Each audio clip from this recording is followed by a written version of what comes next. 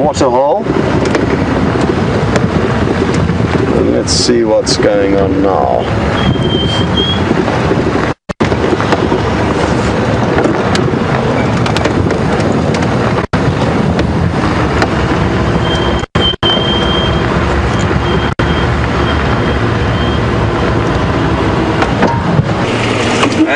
We have failed to find anything further since that wonderful herd of elephants, which is not necessarily sad. The atmosphere of the afternoon is just fantastic. And Andrew and I were just saying what a wonderful mood those elephants have put us in. And we were discussing how I know some rangers who sort of couldn't avoid being charged by them, no matter how sensitive they tried to be.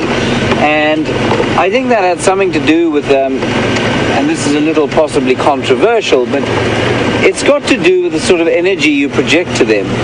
And both Andrew and I felt that we've now had 3 or 4 elephant sightings together, and the first sighting we had was of a big herd that came all the way around the vehicle one morning. I think it was on my 3rd or 4th drive. And it was just a very special sighting, and neither of us felt any sense of threat from it. And then the second herd we saw, similar sort of experience. And then this one, there was just a little bit of an edge on it. And so we kept our distance, and I hope that we have gained their trust by doing that. So currently, we are heading due south towards Twin Dams area, where we'll just have a look what's going on. We do know that the Nkuhuma Pride is north of the boundary, lying at a waterhole north of where we can go. So that's why we're heading due south. And perhaps we'll pick up tracks of a leopard. That would be great. It'd be nice to try and track a leopard and see what we could find there.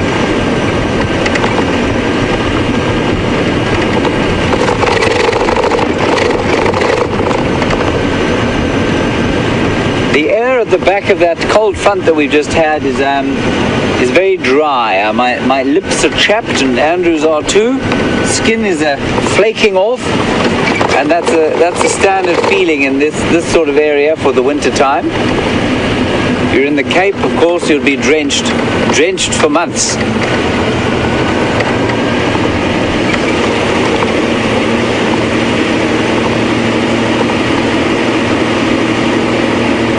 Right, we're coming to the far southeastern boundary.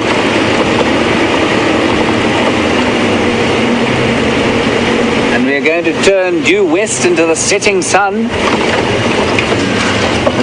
Will make Andrew's job a little harder, which is quite nice. I'd like to give him a challenge or two.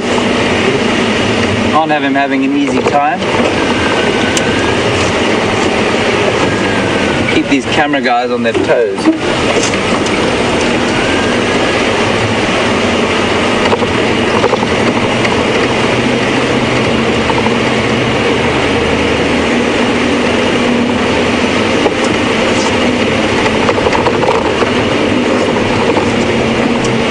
Time of the year, as the winter starts to build, the air starts to smell very different. So I'm just going to try and my level best to describe it to you. When it's dry like this, there's a lot more dust in the air, and it smells, I suppose it smells earthy, but very subtly so. And then you have the smell of the leaves that have come off the trees, and so they're starting to sort of give off a dry leaf smell, but it's not wet like it might be in the northern hemisphere because we don't have much rain here. And then the other smell is the very subtle kind of herby scent that you get from some of the herbs. I'm going to try and find you some of the herbs just now, and at this time of year, very subtle touch to the air that they give. For me, smell is one of the most important reasons for me out here. I really just love the smell of the bush around here, and it's why I can't stand it when people smoke around me when I'm in the bush. Delicious. Okay, carry on.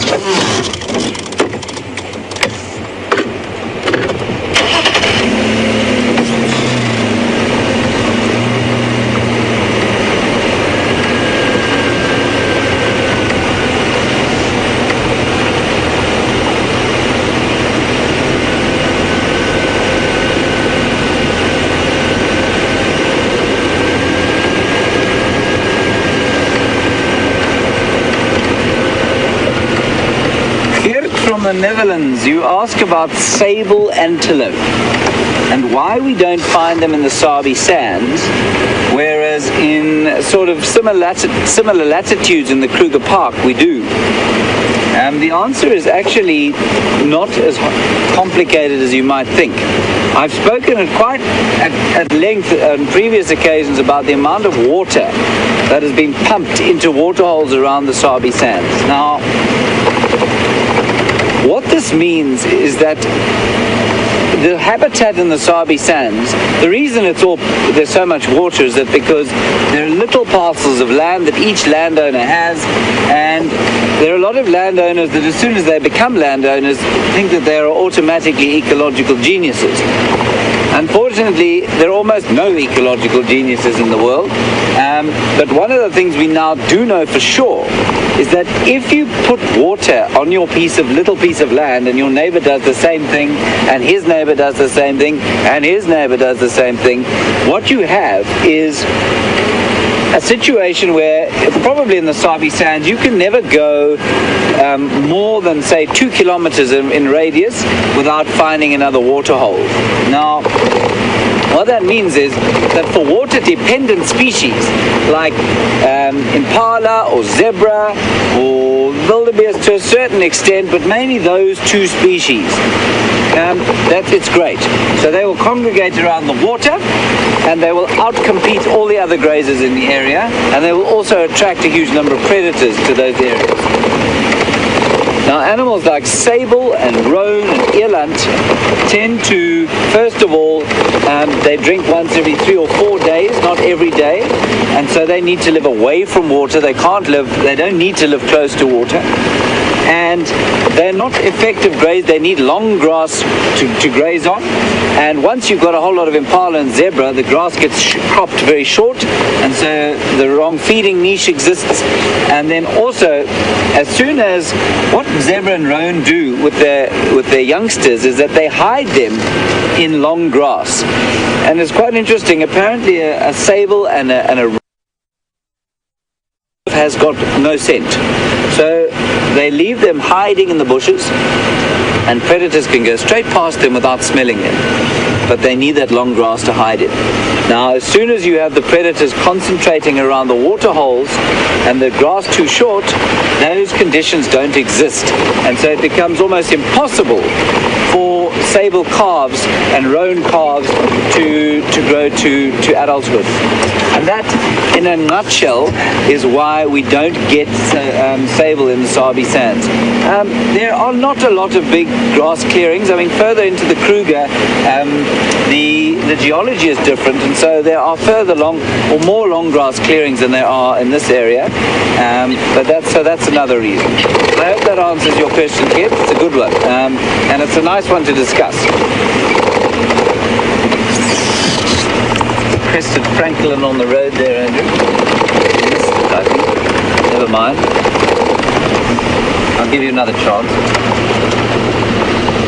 Now let's go and see if anything's at the water hole.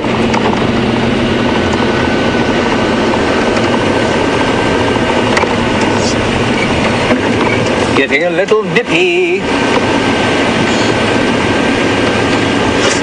I might have to don me jersey. There doesn't seem to be a huge amount that is dying of thirst around here.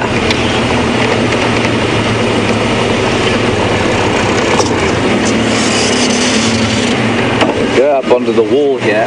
Andrew got a magnificent picture yesterday afternoon with a reflection. Let's see if he can do it again. No pressure, Andrew.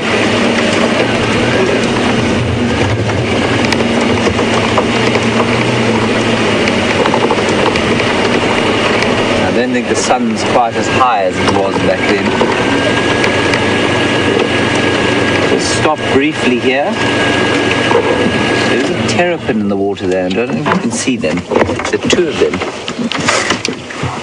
2 little terrapins. Can you see them? They look like 2 sticks just sticking out of the water there. I think that's going to be quite far. Is it too far for you? There you are. You've got them. That is a terrapin's head, everybody. Not in fact a stick. The sun is really, really very pretty, probably prettier than a terrapin's head as it sets over the water. And as I like to say at this time of the day, it feels like the earth is inhaling in anticipation of the night. And as it inhales, let me tell you what I can hear. I can hear crombics alarm calling, some firefinches, some battises alarm calling, a grey go-away bird and some distance away.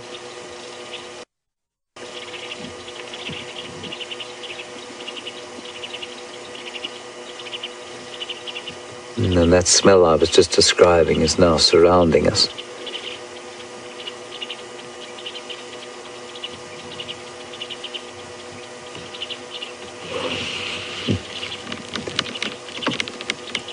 So from the calm of the peaceful midday, when the earth had exhaled, now it's inhaling again, and there's a sense of anticipation building.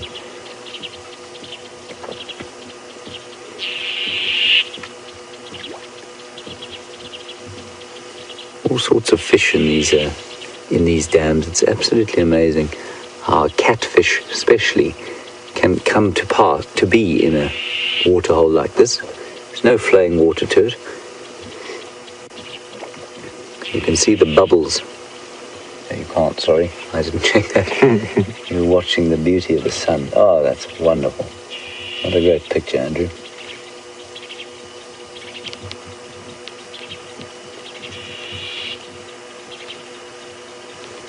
I've never seen a sunset that is just a sunset. They're all slightly different.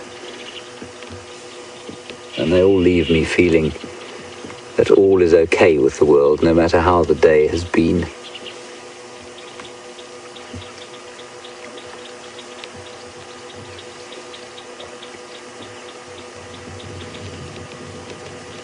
And let's hope that the old Eugene there in the final control is deriving some sort of peace from the sunset after his day, trying to fix the gremlins that have beset us. Andrew, there's a little bird there. I don't know if you've got him there. Very nice. Rather sharp this afternoon. That is the three-banded plover, whose legs are very similar to my own, without the hair. And they're one of the only small plover species that don't migrate. So they don't go anywhere. Just bobbing around, feeding on little aquatic invertebrates, probably little snails. The amount and diversity of invertebrate life in that little spot of water where the plover's feeding would astonish you. Little snails and insects and various algae and plankton and bits and pieces. Maybe even the odd crab, although not as a meal for the plover. That's great, Andrew.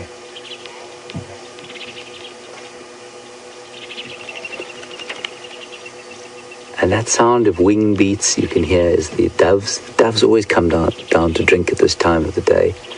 And in some parts of Africa, they come in huge profusion along with the sandgrass. And there are falcons that wait to take them away. Come heaving out of the sky at great speed and grab one. Oh, there's a bickup, and to the right there. Sorry, the lens there. Just on the far, the other side of the bank, we've got a water thickney. Dickup is the old and equally stupid name.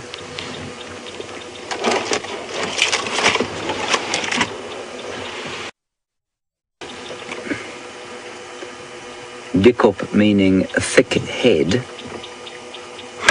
and now it's called thick knee. That is the water version of the species, or of the genera. We get also a spotted thickney, which calls at night.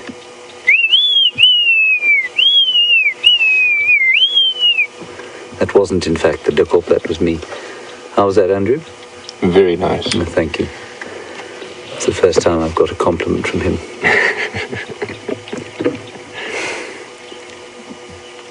And now the sun is starting to edge below the horizon as the doves come down. We've another 3 or 4 doves.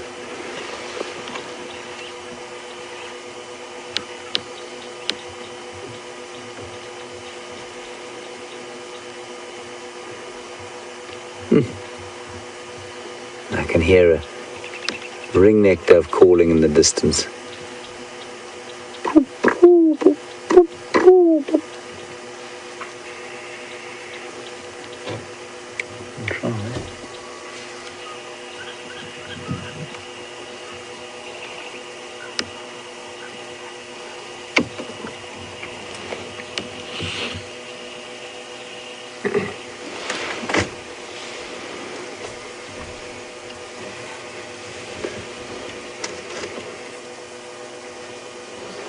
So we seem to be having 1 or 2 little radio comm issues.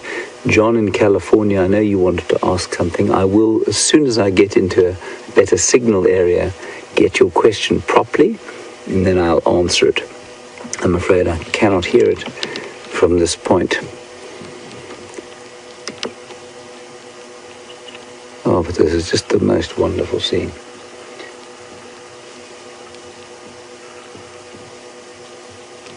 Smells, sounds, and obviously the sight you have perfectly there.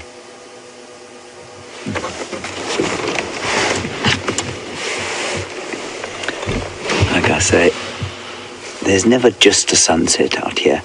It's always something special if you look for it, and I'm always amazed by how some people are able to keep moving and charging around when something like that is going on in front of them. And I understand that everybody has different interests, but for me, to sit and stop at a time like this every day is just a way of rejuvenating. It's the most wonderful sense of life flowing in.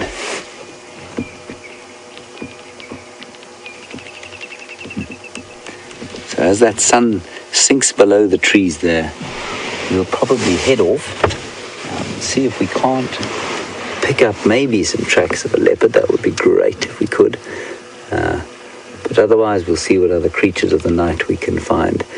I'm not feeling leopard at the moment, so my feelings might be off. Andrew, are you feeling leopard? I think the elephants took all our luck. Andrew thinks all the elephants have pinched our luck, but it's been just such a fantastic afternoon. Right, I think we'll press on from here and see what we can find.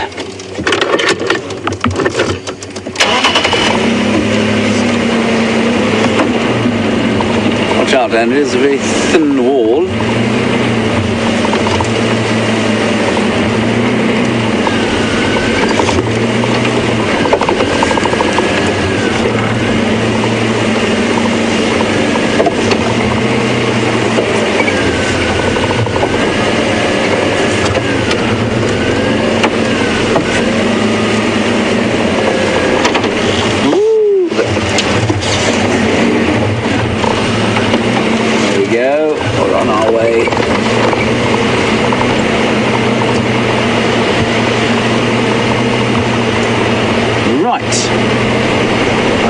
Keep heading west into the setting sun.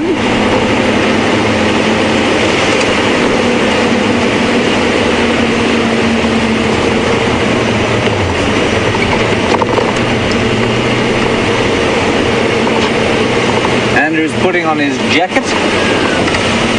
He's freezing to death.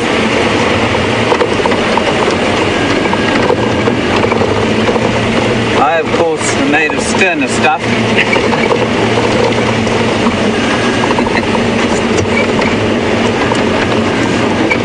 Andrew, what is your ancestry that you are so cold? Scottish, actually. Scottish, good heavens. No good. So are mine. I'd be scandalised.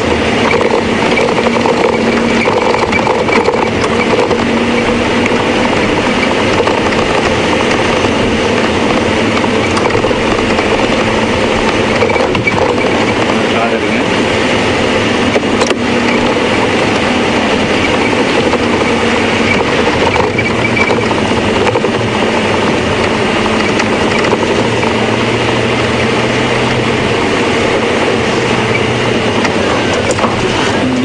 Beautiful green thorn tree here.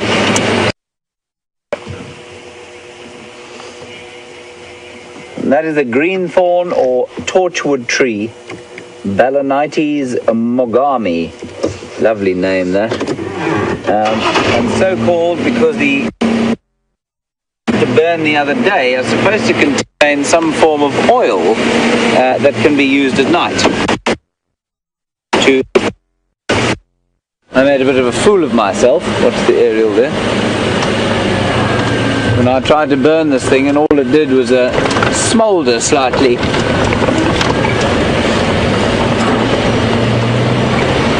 At Brent, who was on camera in hysterics.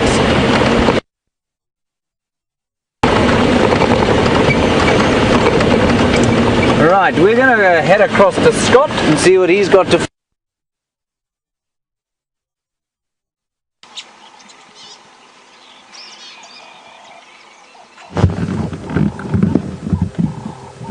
Welcome back, everyone, and as you can see, Phil and myself have positioned Wendy, our wonderful vehicle, at vantage points overlooking the western parts of the Sabi Sands. It's such a beautiful evening, and we decided to come here for two reasons: because it's a beautiful spot, as well as the fact that it is a place where I had male leopard tracks this morning.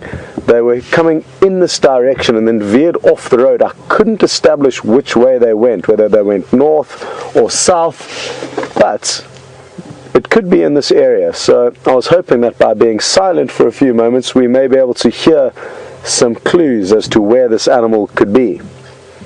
Anyway, sorry to cut you away from James so dramatically. It was a small break in signal there, and it sounded like you were having a wonderful, wonderful evening at a waterhole with him. So, I think we may though continue here. It's still a while before the sun goes down, and I'm getting itchy feet, so let's go and see what we can find.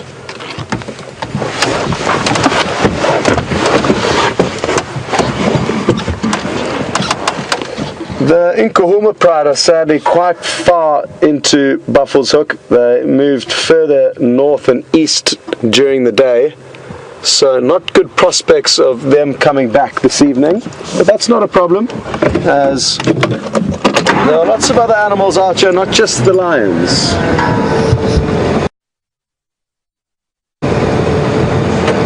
And if any of you may be joining for the first time, or have joined more recently on the Sunset Safari, it's a live safari, so what you're seeing is happening this very second. And it's not only live, it's also interactive, so if you'd like to ask either James or myself, Scott, any questions, it's really easy to do so. You just hashtag Safari Live on Twitter, or send an email through to questions@WildEarthTV. We're going to have a great sighting of this yellow-billed hornbill, so let's hope it doesn't fly away. It's busy digging through an old pile of elephant dung in the road, and Phil in the next few moments is going to take you in a little bit closer.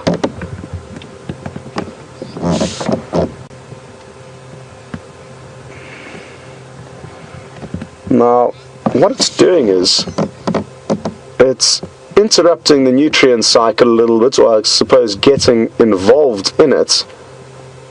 But what is happening is that below that elephant dung that's all been flattened into carpets of vegetation, underneath there are termites that are busy breaking down that plant matter, and the hornbill is disrupting the carpets of dung and unraveling them one termite at a time. So they're busy trying to break that down and get it into a reusable state that can be recycled and reused, with the little hornbill stopping them. But its droppings too will become a part of the nutrient cycles, and therefore so will the termites that it's busy eating. A few last snacks before bedtime, and you can see it's almost trying to cash in on as much as it can get. It knows it's going to be a cold night, and the animals will expend a lot of energy when it's cold in the evenings to keep warm. So he's just making sure that there's enough fuel to power its heaters.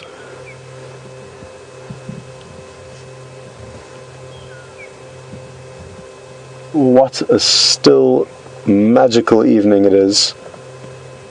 There's not a breath of wind.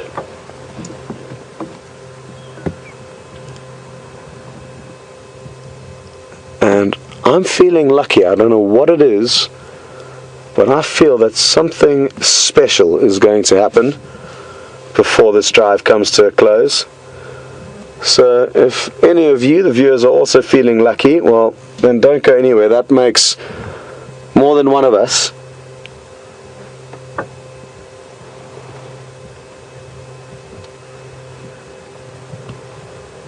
And I feel that the silence will soon be broken by some excitement. Alarm calls, perhaps.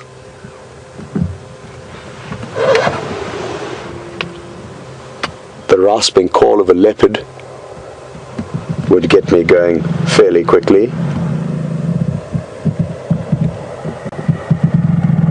It is so wonderful how, as the day comes to a close, we can expect so much change, so many different things to happen.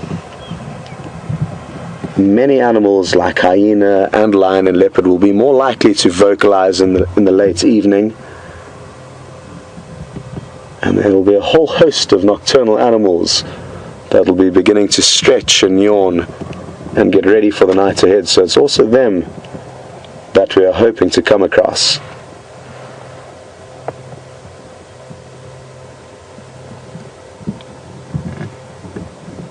And Phil's doing a wonderful job taking you up to the sunset.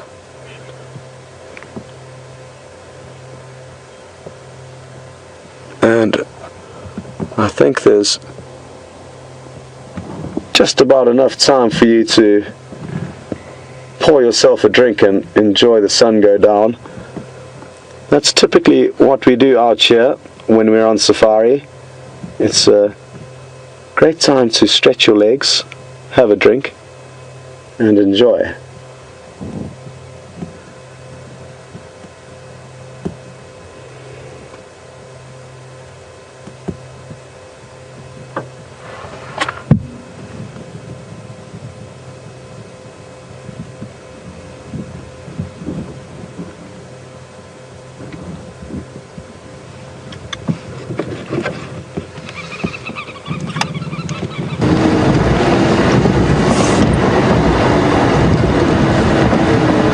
Hornbill was still scrounging around for a few last snacks.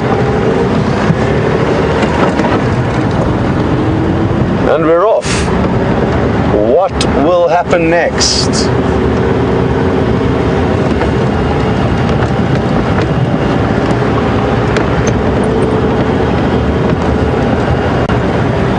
Like I said earlier, I think the silence of this evening is going to be broken. And there's a host of different animals that could perform this for us,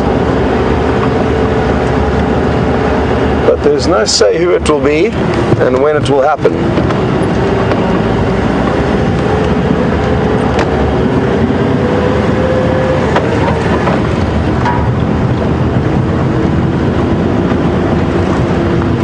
So the male leopard tracks we had were coming down this road towards us, and just after this big tree we've just passed by, it veered off the road.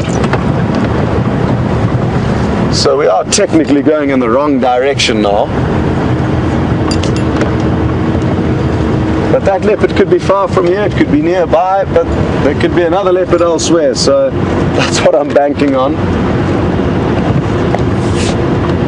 The temperature is dropping dramatically. Every minute that goes by now, Phil's busy putting on his warmer gear as we go. And I'm probably going to have to add another layer on before the drive comes to a close.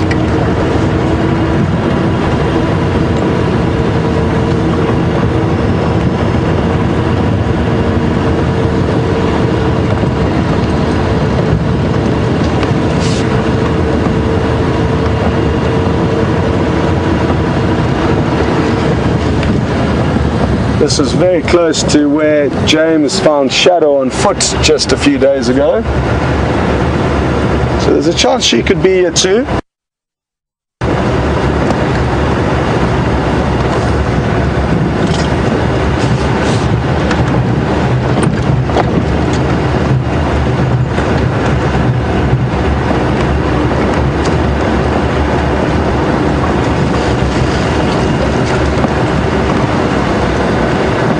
For those of you who are joining for the first time, as it begins to get dark now, there's a much higher likelihood of bumping into the predators, as they typically are more active at dusk and dawn and later on in the evening. It's not a hard and fast rule. And a little bit later on, as it gets darker, we'll bring out a spotlight which will help us to see the reflections of the animal's eyes as we scan for them.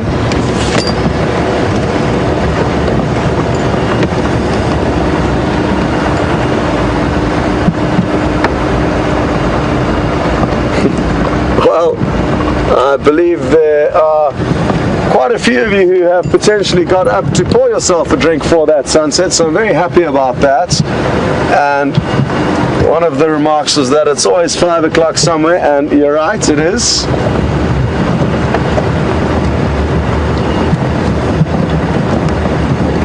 It is really incredible how much fun we can all have with one another, even though we're many, many miles apart. And I always have to remind myself as to what we are actually a part of. It's an incredible, incredible concept, and I'm so fortunate that I ended up here. I didn't know what I was going to do when I came back to South Africa at the kind of in the middle parts of last year, basically this time last year, after spending 2 years up in East Africa. And the first job that I heard of was this opportunity here. So I, interestingly enough, didn't know anything about WildEarthTV, despite being involved in the industry, so it's still a fairly unknown secret in many parts of the world, and especially South Africa. Our internet's a little bit slow here to handle the pace and to deliver the broadcast as well. If a lot of you receive it in other countries around the world. Either way though, I'm happy that we're all a part of this, and I hope you being on the back with me this afternoon.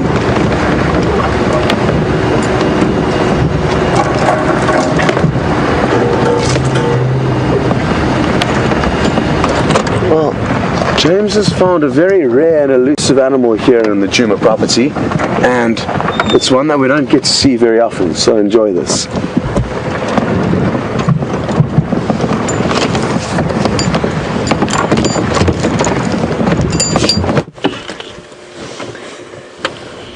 Hello everybody, welcome back to Djuma. We have found a teeming herd of wildebeest streaming across the plains, a veritable migration. It's only one of them. Conochates taurinus they're called in Latin, and that's not particularly interesting. What is interesting, however, is that the bulls that we get here, or the wildebeest that we get here, don't occur in huge numbers. Now, we've just had a huge discussion, or quite a long discussion, with Geert, I think it was, from the Netherlands, about why we don't find a lot of sable or roan in this area. And the reason we don't find many wildebeest in this area is the same.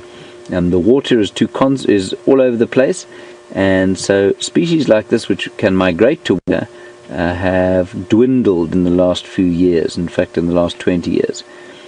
And so we find these territorial bulls. He'll have set himself up a little territory here in this clearing.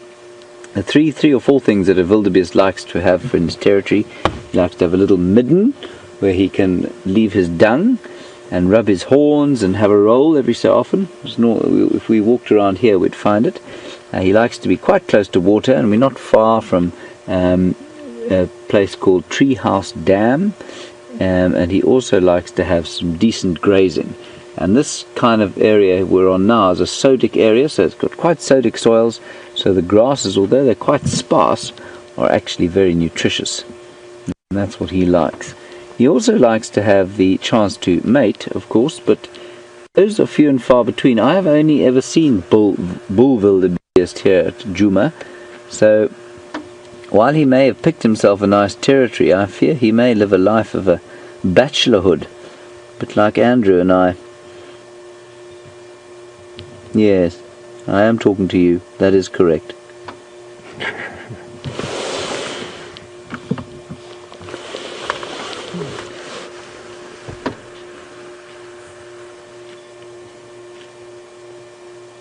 I don't know if you can hear. I'm just going to be quiet again quickly and see if you can hear the tearing sound as he pulls the grass out of the ground.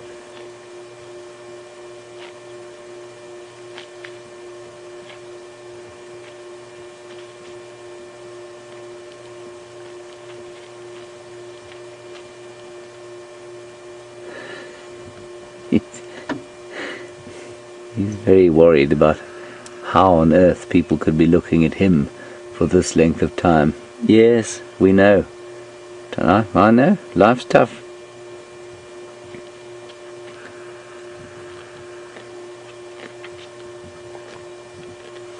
And here is. You can hear him tearing the grass there with his teeth.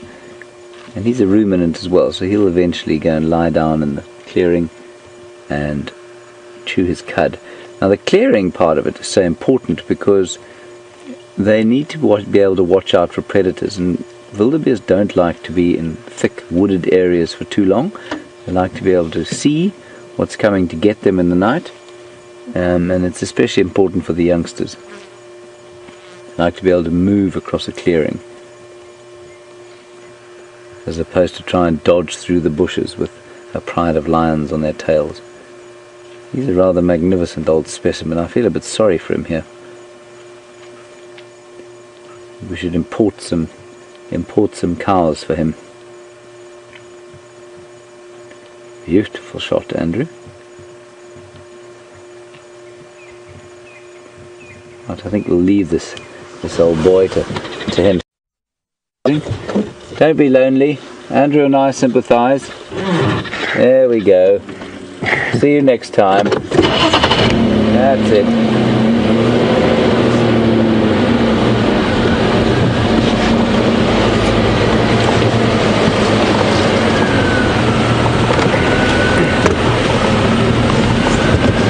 Pamela on Twitter, you have asked me, do these wildebeest join the migration in Tanzania or do they stay local? Pamela, thank you for your question. The wildebeest here used to migrate, normally between the Sand River in the south, which is only about, say, 3 kilometers as the crow flies, and then to the Timbavati River, which is about 50 kilometers to the north of us as the crow flies. I keep getting attached to my microphone. So they don't join the migration in Tanzania. That would be a migration of some probably 4,500 kilometers, which is a little bit long even for a wildebeest.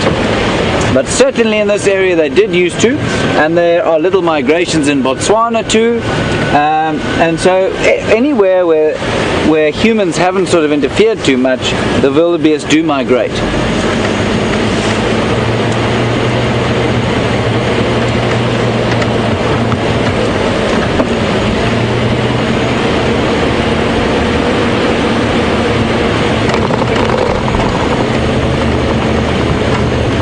Buffalo through there. Saw another buffalo. Another one. They're grazing through the bush. I know you've seen buffalo today, so we're not going to harass them too much.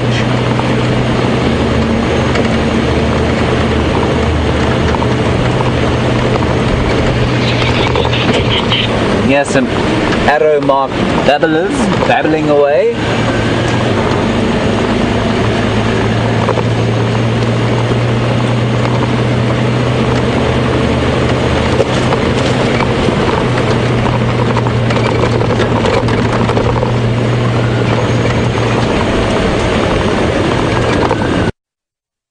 I'm not going to stop at the water.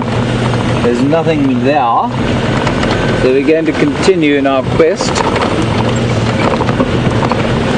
This I spot a leopard. I haven't spotted one. Nor has Andrew.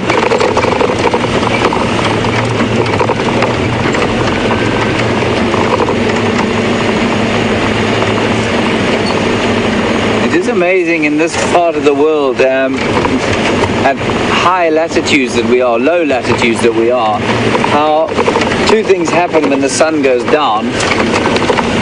First of all, it's like a light going out. We don't have a long twilight at all here.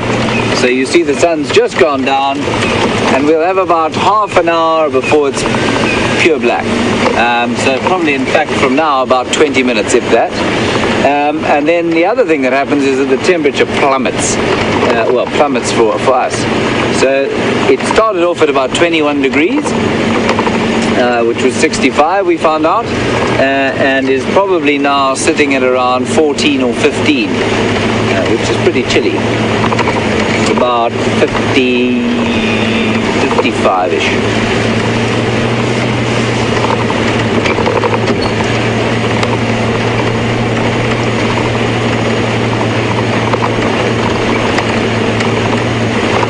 Lights on.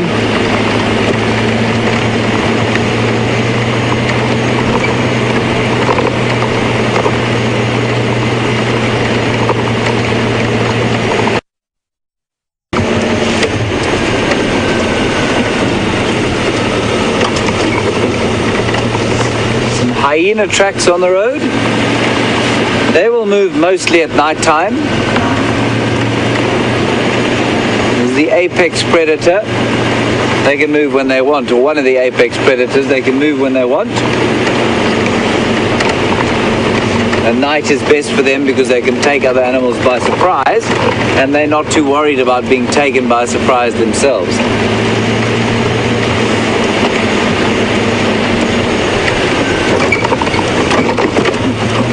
Hold on, Andrew.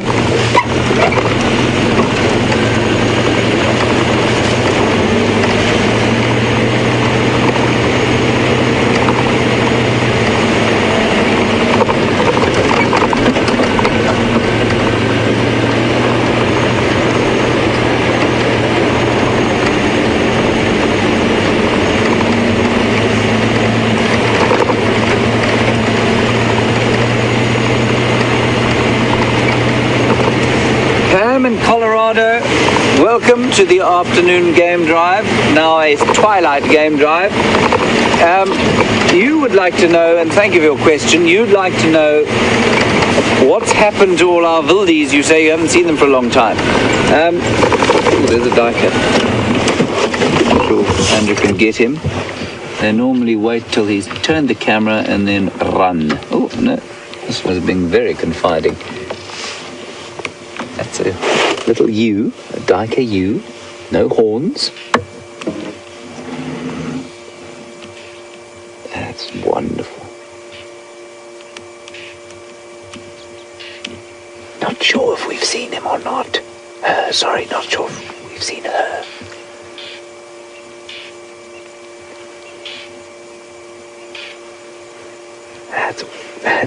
That's one of the best duiker sightings I've ever had. It's called a common duiker,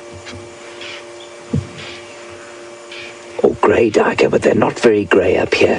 They tend to be grey in the Cape, but much browner up here.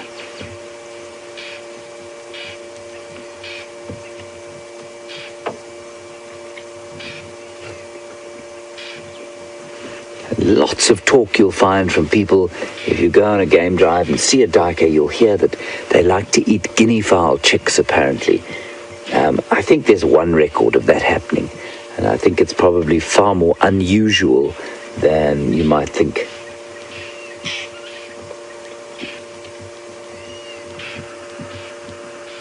That's a lovely duiker sighting. Pam, sorry to interrupt my answering of your wildebeest question or comment. Look how beautifully he's camouflaged. Pam, wildebeest, Andrew, there's a lovely drongo on the road there. Just up, you got him there. Pam, while we look at this drongo, I've been in the Sabi Sands on and off for the last 6 or 7 years, and you find that, for 2 weeks, but I do know that throughout the Sabi Sands, there are no large herds of wildebeest. So you might find 10 or 12 here and there, maybe up to 20, but seldom more than that. And that's because they struggle to survive in areas that was quite thick woodland, first of all, and secondly, they are migratory and they are not water dependent. So, because there's so much water, hold on, Andrew. Oh, he got him. Because there's so much water, they will struggle to survive in an area like this. So, in areas where there isn't so much water, they will follow the rain and follow the grazing like they do in East Africa and Tanzania and Kenya. But here, not so much anymore. Right, on we go. Great duiker sighting there. Duiker means diver, I think, in Dutch. Maybe those of you watching in the Netherlands can tell me if I'm correct. In Afrikaans it's called a duiker, which I think does mean diver, and it's because they leap through the bushes. Andrew's laughing at me, he doesn't like my Afrikaans pronunciation. I'll have to drive him under a large thorn tree shortly. On the road. Thrush.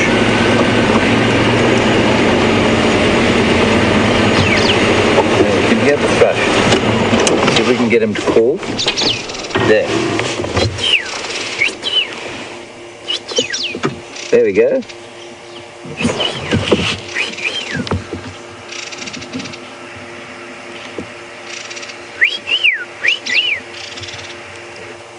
There he goes. Well done, Andrew. Now, I must tell you that the light that you're seeing on the screen there is being amplified by the camera. So for Andrew to have found that is exceptional. I can't even see him with the naked eye.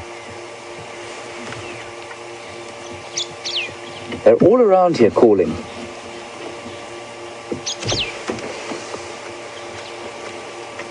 That is the curry cane thrush.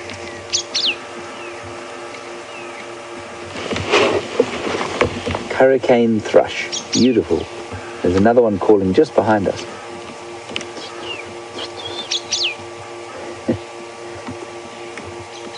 Isn't that great? Good job.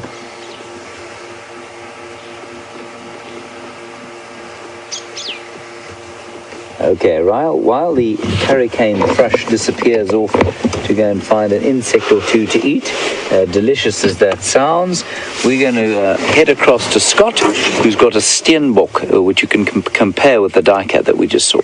See you just now.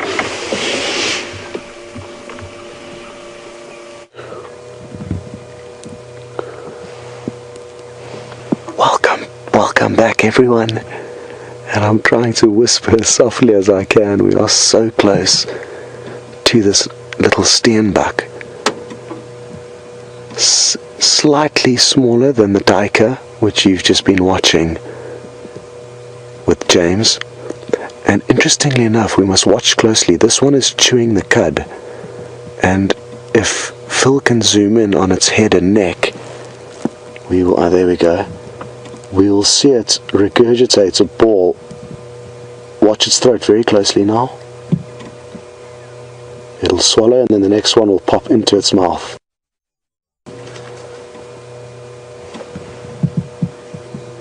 Any second now. Oh, it's lying down. There we go. There's the next bolus of cud that's just popped into its mouth, and now that it's laid down and we can see it closely, let's watch again. It will finish re-chewing this plant matter that it's already chewed on before, swallow it, and then regurgitate another bolus from what? Okay, watch closely. Oh, there it goes.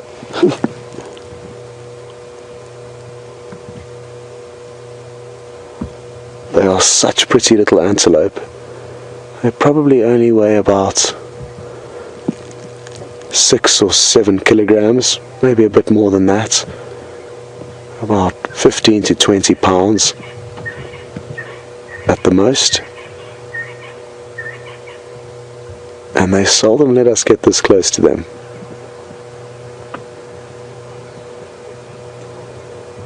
She really is going for it. And you can see her ears twitching from side to side. It's a very still evening, so she'll be relaxed. If it was to be windy, she'd be a lot more cautious of any rustle that she heard, as it could well be not just the wind blowing, but possibly a predator approaching.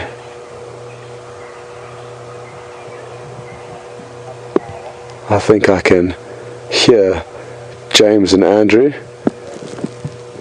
who are obviously on a road nearby called Shabam Road.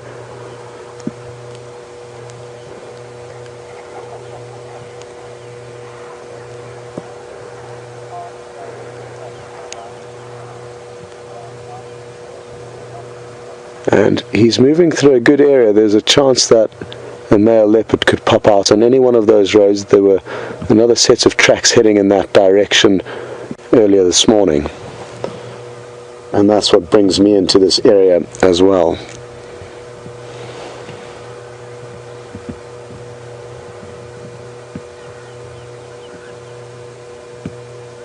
You can actually see the bolus of cud travelling up her throat every time she's finished chewing one mouthful.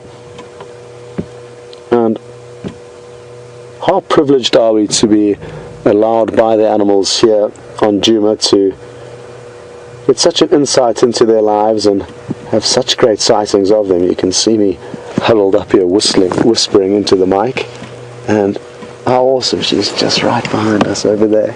And I hope you all enjoyed that. We are going to continue though and leave her to chew the cud and see if we can go find something else.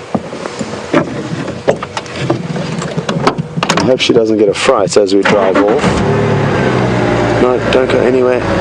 You just lie back down, get comfortable. We're just gonna creep off. No, don't go too far. Okay, well. You win some, you lose some. We obviously didn't intend to do that, but they are used to seeing the vehicles. They will be a little bit cautious of them, but as you saw by her behavior earlier, they thankfully treat us as merely observers out here. We provide no threat to them, we don't ever feed them, so we just fit in as a kind of neutral being out here. Yes, and it's a good question. It's quite an interesting story actually, Kay. I was down in Cape Town on holiday for a friend's wedding, a friend of mine who I actually trained with at the beginning of my guiding career, and his name's Marlon Dutoy. Actually certainly worth following on Instagram. He takes some incredible photographs, and that's Marlon, L-O-N, Dutoit, and check him out. He's a great friend of mine. Anyway, I was down in Cape Town for this wedding, and it was actually the same time that I met Nikki, who's now in the final control room. And I heard about the job through a friend of mine, and Graham, the big boss here at Wild Earth, the founder of the company, was in touch with me and told me to just get a friend of mine to take a short cell phone video of me talking to the camera, telling a story. So in my friend's garden in Cape Town, in an area called Newlands, it's a very lush, beautiful area. I did a wilderness talk through the garden, and I spoke about some Egyptian geese that were thankfully sitting up on the chimney, and the koi pond, which had a net over it to prevent the herons eating the koi. So there was a fair amount to talk about, and then obviously all of the plants in the garden. But it was just a short 1 or 2 minute video on a cell phone that we sent through to Graham, and he somehow managed to like it. And then I came up for an official 1 month interview at the end of November last year, and everything went surprisingly well. So a lot of the initial contact was all over telephone and just that video message, until I came to Djuma to try things out properly. Thanks for asking, okay? And I got really lucky with my first drive, which was obviously an important one. Within the first 5 minutes, I watched for the first time in my life the wildebeest give birth. So somebody was watching over me that day, and it was a magical sighting. We over that period, amongst the different presenters, 5 different wildebeest were seen giving birth, which is an incredible amount considering there's not huge amounts of wildebeest in the Sabi Sands. There were more then in summer than there are now, but we had a really lucky period over that calving season. Just going to stop here on the dam wall. It's a beautiful skyline, and also a good opportunity for us to stop and listen and see if Mother Nature can tell us any clues. Well, you may see a bat fluttering through the shots, but Phil will not attempt to pan after it, otherwise you will start feeling like you are out at sea. But it really is a magical evening. Oh wow, look what Phil spotted. The catfish are coming up to drink in the beautiful fresh air here at Djuma. The muddy waters that they live in sadly don't provide them with much oxygen, and they have the ability to process oxygen with a very unique lung. They can actually live on land for many hours without being in the water. How cool is this? What I'm going to do is try to shine my spotlight to see if that can help with Phil's camera work. I just need to work out which catfish he is on, because there are so many all over the show.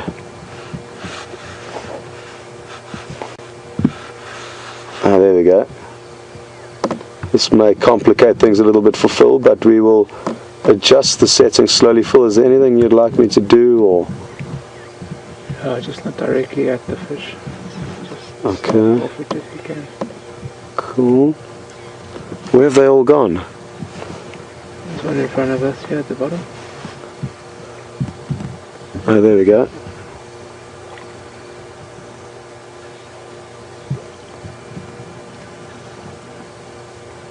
Look at that.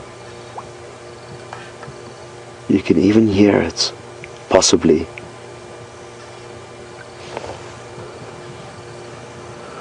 That one disappeared. There he goes up again.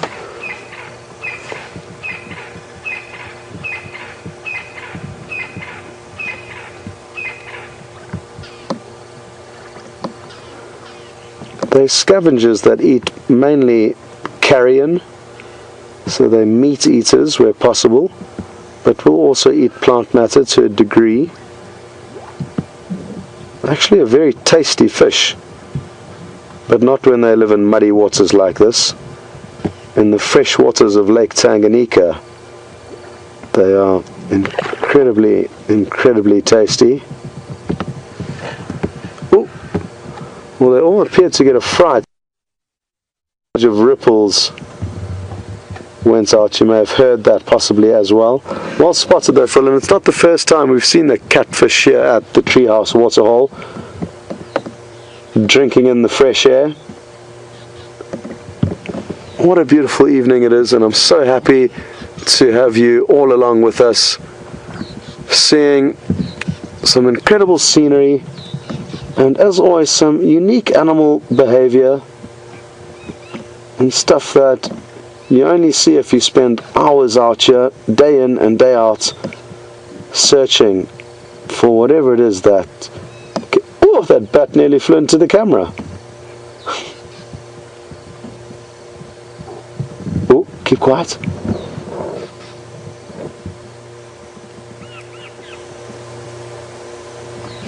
I thought I heard an alarm call.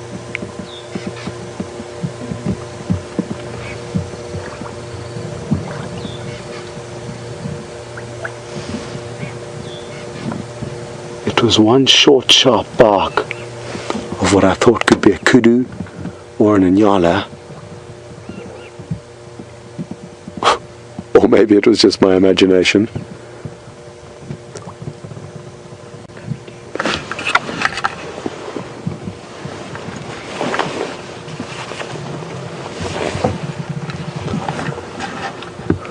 Okay, well, there have been no more alarm calls. And Anne, I'm very happy to hear that you're enjoying the catfish drinking in the air. Who would have thought? Sorry, Anne. And it is really interesting, the stuff we get to see out here, and I'm really happy to share it with you, and happy to hear that you're enjoying it. Okay, well, let's carry on our initial flight path and see what's around.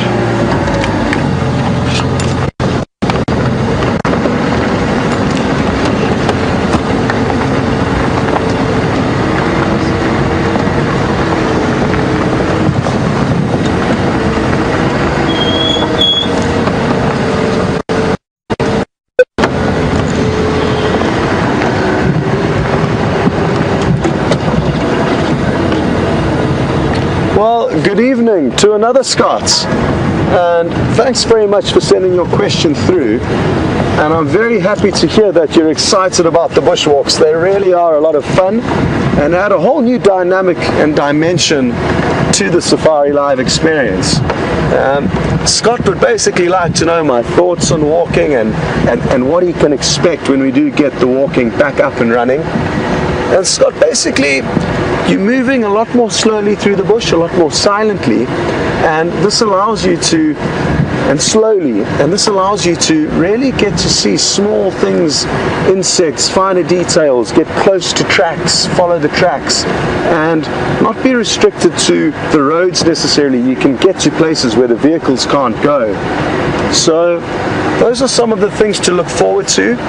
There's a lot of excitement on foot and a lot of danger on foot. We're very safe when we're in the vehicles, and the chances of something going wrong or an animal attacking you when you're in a vehicle is very low. And that's for a couple of reasons, but the major ones are the fact that we're a very big unit. So even though we are individuals, we are actually one being, and we're a very big being that can make a lot of noise. We can rev the engines,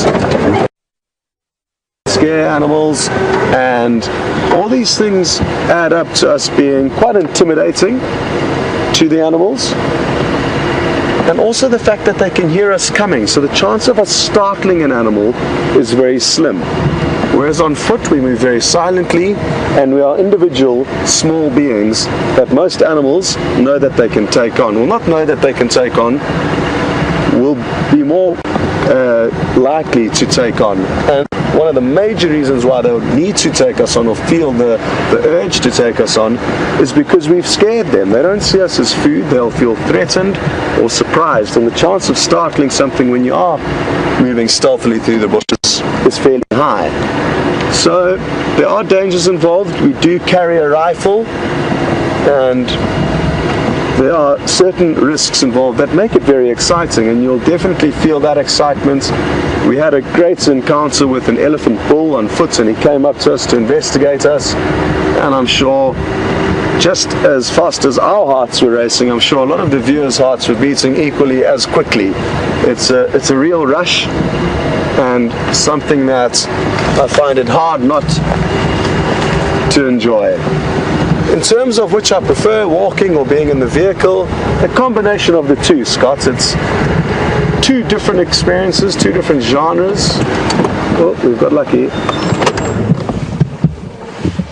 And by being allowed,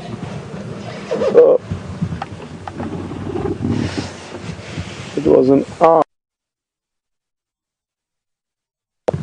but it has flown off. That we're actually lucky enough to see catch a small rodent a few evenings ago. But back to Scott, and just to finish off, there's certain pros and cons to being in a vehicle and certain pros and cons to being on foot, and that's why it's a perfect combination to incorporate the inputs to the Safari Live as a walking unit, because it really does add a new twist and dynamic to the experience.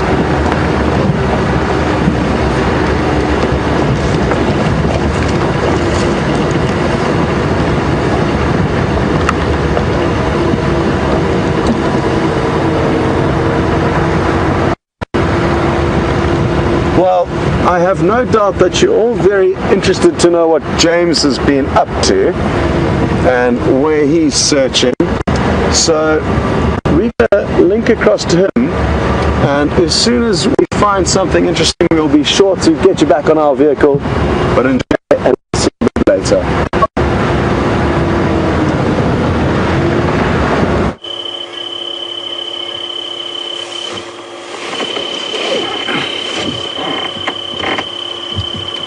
Welcome back, everyone, to Djuma.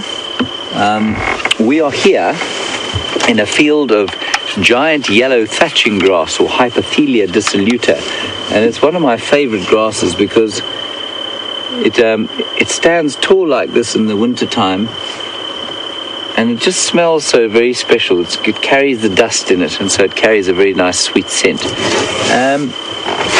We're going to keep moving slowly. We haven't found much evidence of anything, I'm afraid. We did see a nightjar, but it flew off before we could show it to you. It was extremely inconsiderate of it. And no tracks of any leopards at this stage. But it's a beautiful evening, totally crystal clear.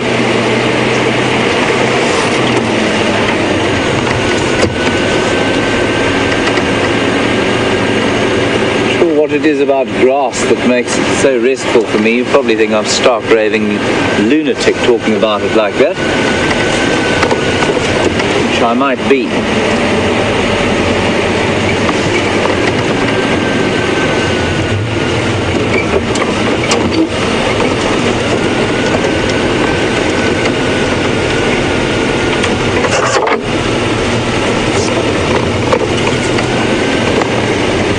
Not too much time left for us to find you this leopard.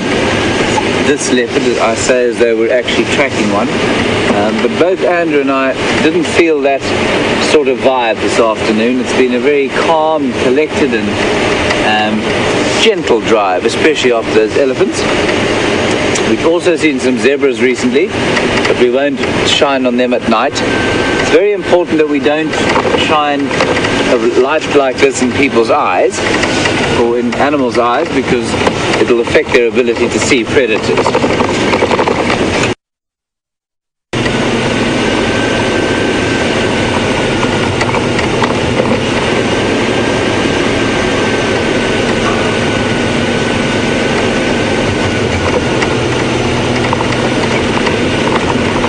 Hello, James on Twitter. What a lovely question, and what a brilliant name you have. You want to know about bats and where they stay during the day. We don't have caves here at all. We do have, there'll be the odd overhang around the dam areas. So on the dam walls, there'll be overhangs that some of the bats will stay in. Otherwise, they'll just stay in trees, in bushes, and hang upside down. They're extremely well camouflaged. And so, I've very seldom seen one during the day. I have seen the odd one hanging in a tree. And then, of course, they'll use buildings. So, buildings around the place, they'll go and hang in the eaves or in the ceilings. And they do prefer to live in a sort of cavey type of environment. But no strict caves here. Remember, the landscape we're in is very ancient. And so, I'm just going to shine, Andrew, if you pan with me. We're going to just pan with the spotlight. 1 second. Come on, man. Okay, sorry, Andrew's a bit slow this evening. He's looking forward to his scotch, which he's not going to get if he continues in this vein. So if you look around here, just follow the light around. It's not too much trouble, Andrew. I know it's been a tough afternoon. What you notice is a complete absence of rocks. What is that? It's a water buck, not a rock. So you can see that there are no rocks here. And that's because the landscape is, in fact, I'm not going to shine any further than that because I'll blind myself for days. So what you find is that it's largely sandy soils, largely granitic sandy soils, because the lowveld formed many millions and millions of years ago, and the rocks have generally all weathered away, and so the existence of caves or rocky holes or cave-like structures is very limited. If you go into a place like Botswana or most of the Kalahari, you won't find a stone, and so the similar sort of thing applies. So the bats must find other places to stay. Sometimes in a tree hole they'll hang on the branches of thick bushes. If they can find an overhang in a drainage line, they might stay there, and like I say, in the buildings they quite like to stay. Great question, James. Great name.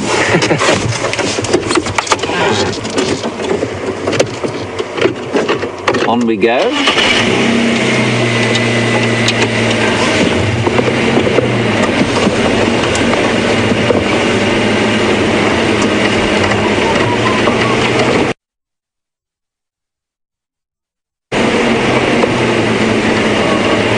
There's a waterbuck off to our left, which we shan't blind with this 5 million power candle power spotlight. Funny, I remember being a child and wanting the most powerful torch in the world, and for some men that desire never changes. Brent Leo Smith the other day bought a torch that I wouldn't be surprised if you could see from outer space. He lit it in our room the other night.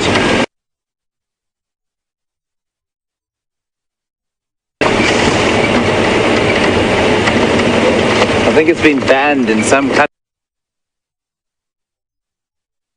countries, it's so bright.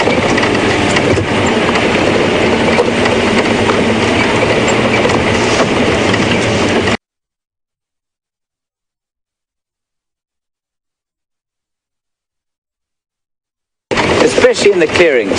So a lot of the animals will come out into the clearings at night, especially when the moon isn't up, and it just gives them a better chance of seeing any predators that might want to come and snack on them during the night. Leopards, lions, hyenas, not so much wild dog or cheetah now.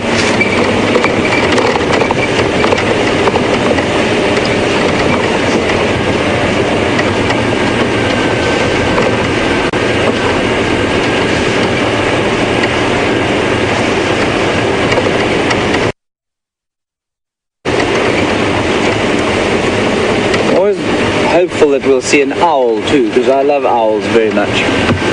Lots of different kinds here. My favorite is the white-faced Scops owl. And the white-faced Scopsal is a sort of medium-sized owl, and he makes a beautiful call. It goes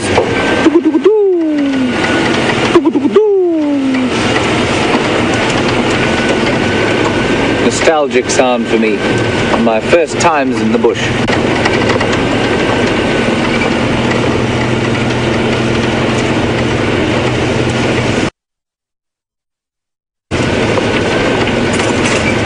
Sorry about that, Andrew. Nothing happening owl-wise at the moment.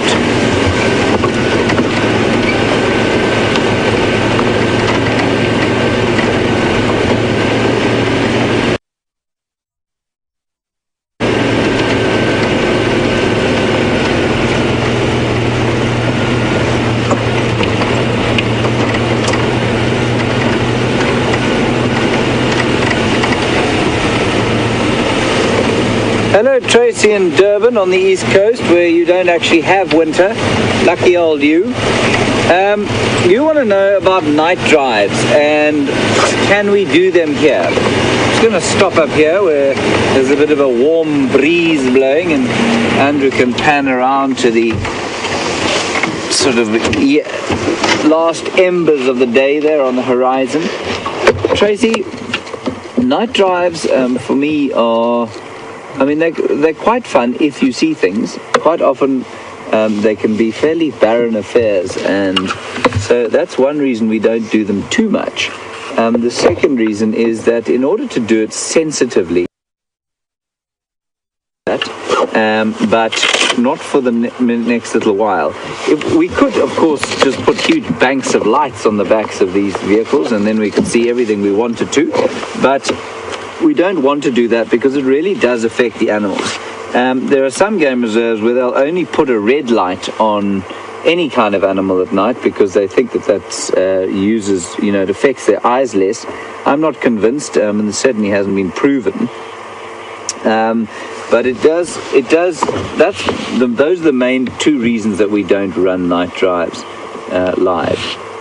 I'm just going to show you quickly while I have you here and I have your attention captured. This is from last night's fireside chat, and that's a picture of us after we'd left you, having our drink, our Sunday drink, which is quite fun. Ooh, there we go. It only took me about 75 attempts to get that photograph. I'll post it one day when I figure out how to do that. I think that's quite nice. Right. Okay, so thank you very much for your time this afternoon. We're coming to the end of our time with you. It's been great hearing from you, especially young Cameron there in Ohio. Thank you for your question about the elephant toys. That was fantastic. We've had a great time, some beautiful elephants, and just a lovely atmosphere around this evening. And we're going to leave you with the dying embers of the night, and hopefully see you tomorrow morning. Well, won't be morning for some of you. Good night. Thank you very much. That's from Andrew and me, and we'll hand you over to Scott for a final last hurrah. See you in the morning.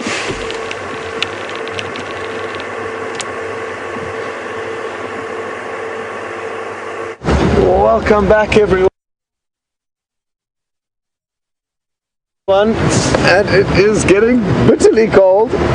Must be honest, I'm quite happy that we are heading slowly back to camp to go sit around the warm campfire that Manuel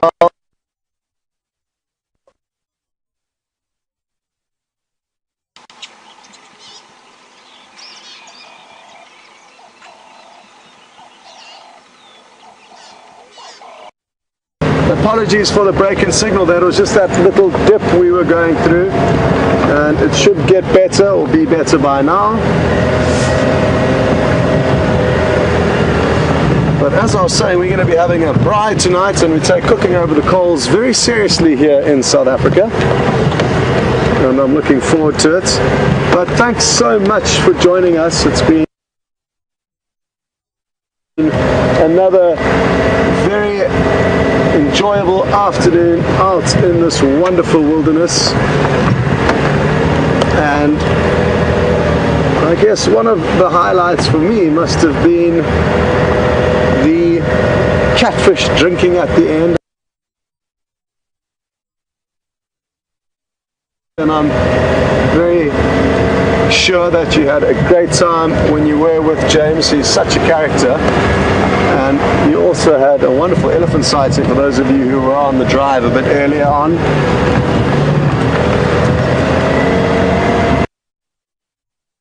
And tomorrow hopefully we will be able to track down some of the feline friends. Failing that, there'll be plenty of other interesting stuff going on, so make sure you tune in either for the